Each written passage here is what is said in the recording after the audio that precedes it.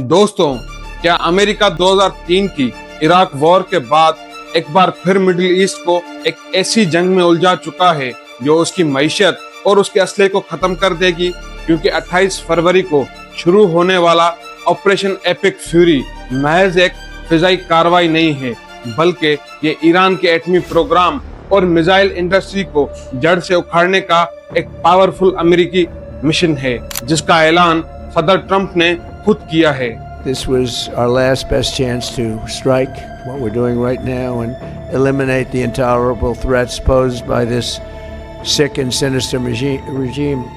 और इस ऑपरेशन के पहले 48 घंटों में ईरान के अंदर 1250 से ज्यादा लोकेशंस को टारगेट बनाया गया है, जिसमें ईरान के सुप्रीम लीडर की रिहाइशगाह से लेकर उनके बाहरी बेड़े तक सब शामिल हैं। लेकिन असल सवाल ये है कि क्या अमेरिका इस महंगी तरीन जंग का बोझ उठा पाएगा, और वो कौन से खतरनाक हथियार हैं जो इस वक्त अमेरिका ईरान के खिलाफ जंग में इस्तेमाल कर रहा है। अमेरिकी सेंट्रल कमांड सेंटकॉम के मुताबिक ऑपरेशन एपिक फ्यूरी में 20 से ज्यादा जदीद तरीन वेपन सिस्टम्स का इस्तेमाल किया गया है, और इस ऑपरेशन की फिजाई कार्रवाई B-1 बॉम्बर और B-2 जैसे स्टेल्थ बॉम्बर्स के हाथ में है, जो ईरान की न्यूक्लियर फैसिलिटीज को तबाह करने के लिए 2000 पाउंड जैसे वजनी बॉम्ब गिरा रहे हैं। लेकिन इसके बावजूद भी अमेरिका के F-16 fighting falcon, FA-18 super hornet और जमीनी अहदाफ को टारगेट बनाने के लिए मशहूर A-10 अटैकर जेट्स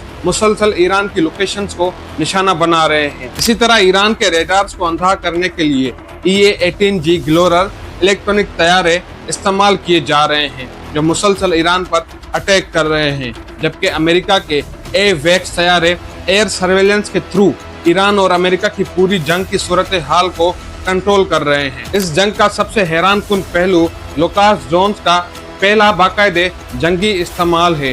ये low cost unmanned combat attack system दरअसल वन वे ड्रोन्स हैं, जिन्हें अमेरिका ने ईरानी डिजाइन को रिवर्स इंजीनियरिंग करके तैयार किया है, यानी ईरान का शिकार उसी के हथियार से किया जा रहा है।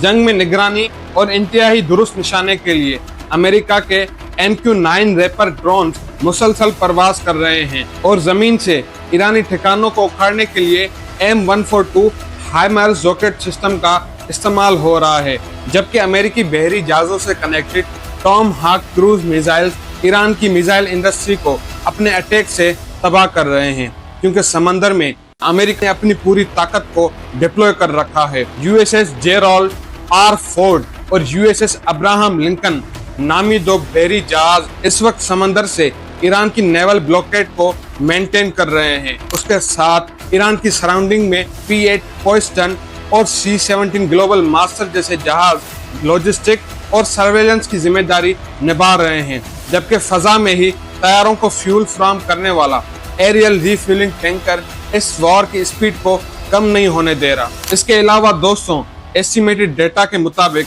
इस ऑपरेशन के इब्तदाई 24 घंटों में $779 मिलियन खर्च हुए, जबकि जंगी बहरों की पोजीशनिंग पर $630 मिलियन अलग से लगे।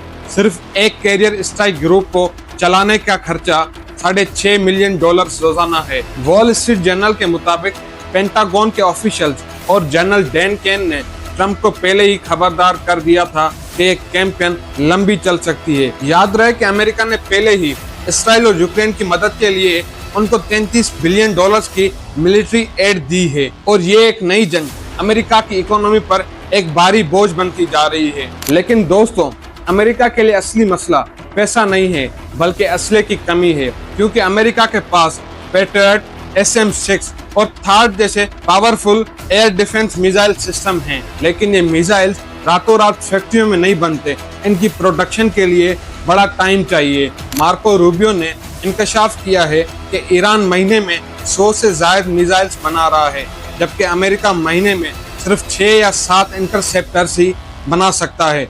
इसका मतलब यह है कि अगर ईरान ने ड्रोन्स और मिसाइल्स की बारिश की, तो अमेरिका के पास उन्हें रोकने के लिए मिसाइल्स कम पड़ सकते हैं। क्या अमेरिका इस भारी जानी और माली नुकसान के बावजूद भी 4 से 5 हफ्तों तक इस ऑपरेशन को जारी रख पाएगा? क्योंकि ये सवाल अब पेंटागन के लिए सबसे बड़ा चैलेंज बन चुका है।